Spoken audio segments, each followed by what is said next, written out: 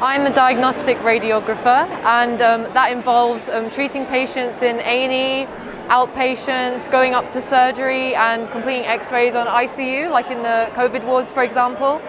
And about 95% of patients, if you go into a hospital, you will meet a radiographer. What I enjoy about my job is the variety. There is definitely room to specialize in quite a lot of things. So for example, mammography, CT, MRI, it's a very varied job. And also just meeting lots of different people every day and just learning about their stories, and it feels really good to help people out.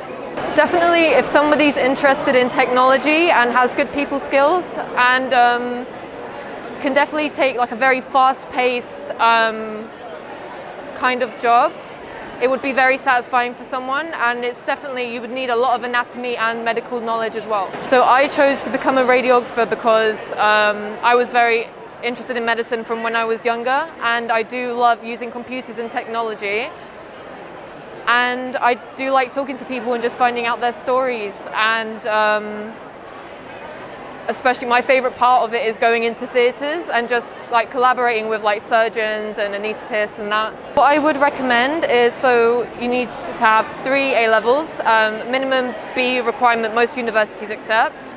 So you would study a maths or a science subject for one of them, and you can choose the other 2, as long as there is one maths or science.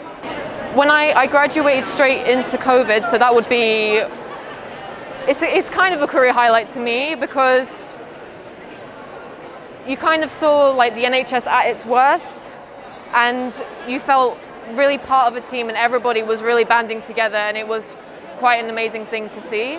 So what I would say to a young person who wants to do radiography is to definitely study biology or physics, because that would help a lot. I would say to definitely arrange work experience. It's something very easy to do, like contact your local hospital or radiology department and shadow a radiographer and see what it's like, because that was one of the ways I really became interested in radiography. It can be so many things. So you would start off x-raying A&E patients, and you could get called up to surgery.